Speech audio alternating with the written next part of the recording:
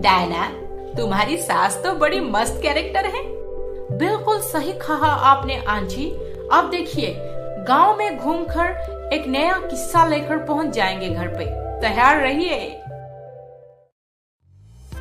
मैं निकला ओ गड्डी लेके, ओ रास्ते पर ओ सड़क में एक मोड़ आया। मैं लगता है ये रो रही है। मैं क्या करूं, मेरी फूटी किस्मत और उस पे सबके ताने। जिंदा रहूं तो किसके लिए? किसी के लिए क्यों जिंदा रहना, अपने लिए जियो।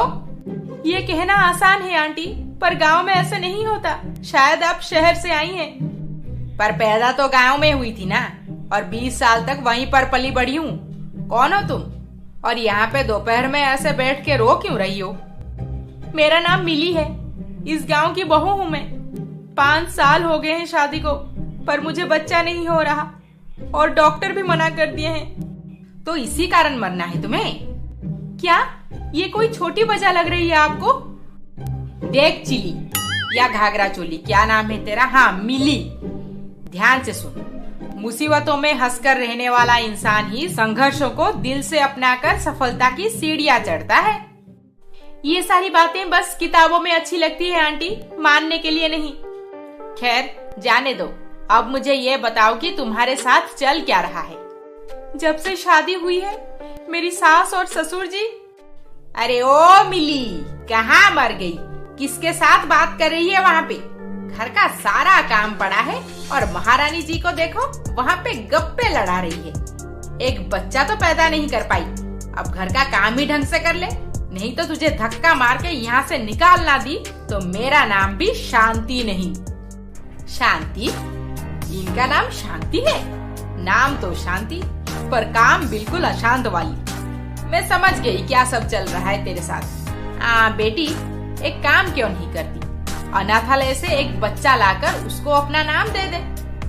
मैंने इस बारे में बहुत सोचा, फिर मेरे पति भी तैयार थे, पर मेरे सास ससुर कहाँ मानते हैं। उन्हें तो अपने ही खून का बच्चा चाहिए। अपने खून का, अपने ही खून का बच्चा चाहिए, कुछ गलत तो नहीं है। हर माँ बाप चाहते हैं कि उनका वारिस उन्हीं के खून का हो, पर क्या सारा कसूर मिली का ही है इसमें? खैर, मुझे इस सब में नहीं पड़नी चाहिए। दोस्त के घर घूमने आई है डायना, खामखा मेरी बेइज्जती हो जाएगी।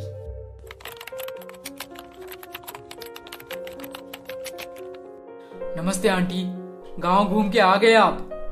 खुश रहो बेटा। हाँ हाँ, आ गई।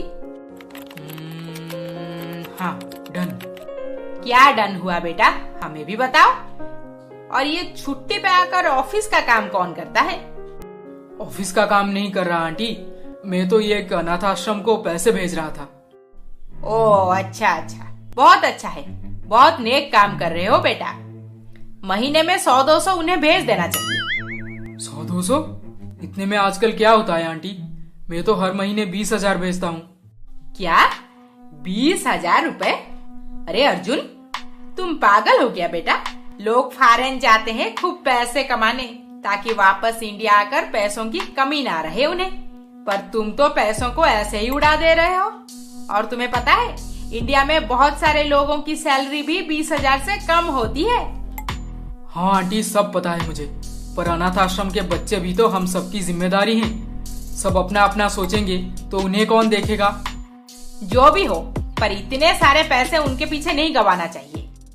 उस दिन संध्या सिमर के घर पे बड़े मजे की, और संध्या का प्रेजेंस हंसी मजाक में 4 चांद लगा दिया। फिर अगले दिन सुबह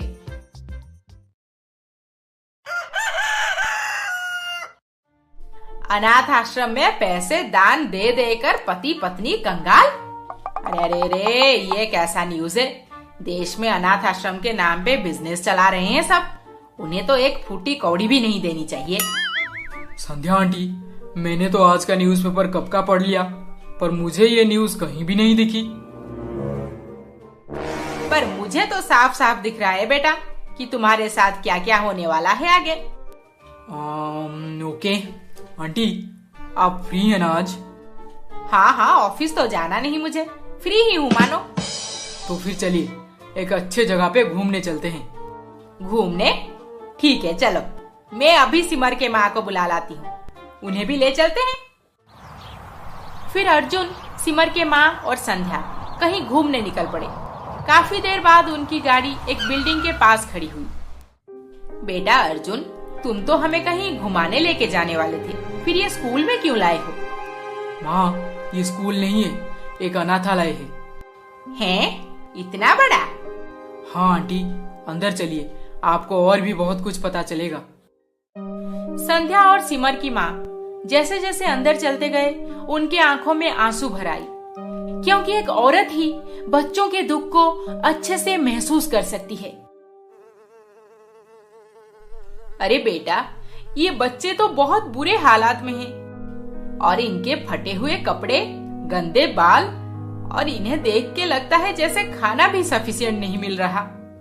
एग्जैक्टली आंटी, इन्हें 3 टाइम अच्छे से खाना भी नसीब नहीं होता, इसीलिए हम सबका फर्ज बनता है कि इन्हें अच्छी लाइफ दिलाने की कोशिश करें। अपने सैलरी से कुछ हिस्सा इनके परवरिश के लिए दान दे दें। बात तो एकदम सही कहा तुमने अर्जुन। मैं तो सोच बैठी थी कि अनाथ आश्रम बस बिजनेस करने के लिए खोला गया है, बड़े बड़े लोगों से पैसे लूटकर मजे कर रहे होंगे वहाँ पे लोग, पर असलियत तो कुछ और है। अरे, ये तो मेरी फॉरेनर बहू जैसी दिख रही है। Diana, Diana. अरे माँ जी, आप यहाँ पे कैसे? मैं लेकर आया था इन्हें। पहले तू बता कि मुझे बिन बताए यहाँ पे क्या करने आई है। अरे आंटी, आपको नहीं पता? डायना नहीं तो मुझे इस एनजीओ का डिटेल्स दिए थे ताकि मैं भी इनकी मदद कर सकूं। ये तो सालों से इस अनाथ आश्रम को डोनेट करती आ रही हैं। सालों से? माँ जी, क्या आपको नहीं लगता कि हमें इनकी हेल्प करनी चाहिए? हाँ हाँ, बिल्कुल सही काम कर रही है तू डायना। इन बच्चों को एक एक अच्छा घर मिल जाए तो जिंदगी संवर जाएगी इनकी। अब चलो, मुझे मिली के घर ले चलो। मिली? ये मिली कौन है? कुछ देर में संध्या सबको लेकर मिली के ससुराल में पहुंची और उसके साथ ससुर को एक बच्चा एडॉप्ट करने के लिए मनाने की कोशिश भी की। पागल हो गई हो क्या तुम बहन? सिमर की माँ की इज्जत करते हैं हम, नहीं तो कब का घर से निकाल देते। हमें किसी और का बच्चा नहीं चाहिए, आखिर अपना खून अपना होता है। बच्चे तो भगवान का रूप होते हैं। अगर आपके वजह से किसी को अच्छी लाइफ मिल जाती है तो इससे बड़ी नेकी और क्या होगी। हाँ, और रही बात खून की, तो जब पिछले साल आपका एक्सीडेंट हुआ था तब आपको आपके घर का नौकर खून देकर बचा लिया था। अब आप कैसे खून में अपना पराया कर सकते हैं, थोड़ा सोचिए। फिर डायना ने उन्हें सारी बातें एक एक करके समझाई और फाइनली उन अनाथ बच्चों में से किसी एक को अपनाने उन्हें मना ही ली। सच बात यह है, मिली से हम बहुत प्यार करते हैं, पर उसने अभी तक एक बच्चा नहीं दे पाया हमें। इसी कारण हम इसे भला बुरा सुनाते आ रहे हैं, पर अब लगता है कि हम देर कर दिए। अनाथ आश्रम से एक बच्चा ले आते पहले तो अब तक हमारा परिवार हंसी खुशी से भर चुका होता। मिली, बेटे को फोन लगा के ऑफिस से बुला ले, हम अभी चलेंगे अनाथ आश्रम। माँ, मिली भाभी को तो सल्यूशन मिल गया, पर मेरा क्या होगा? मैं समझ गई हूँ बेटी कि तुम भी बच्चा करने में प्रॉब्लम फेस कर रही हो। अरे यही सब तो सिग्नल होता है भगवान का कि हम कोई अच्छा काम करें। सिमर, तू भी एक बच्चे को अडॉप्ट कर ले। बिल्कुल सही कहा आपने सिमर की माँ। छोटे बच्चे तो गीले मिट्टी के तरह होते हैं, उन्हें हम जैसी आकृति देंगे वो वैसे ही बन जाएंगे। अब अपना खून पराया खून में कोई अंतर ही नहीं रह जाएगा। कुछ दिन बाद उसी अनाथ आश्रम से मिली और सिमर को एक एक बच्चा मिल गया और दोनों के परिवार उन्हें बड़ी खुशी से अपना लिए। इनका प्रॉब्लम तो सॉल्व हो गया। अब कोई नया किस्सा लेकर किसी और कहानी में हम जल्द ही मिलेंगे। See you soon।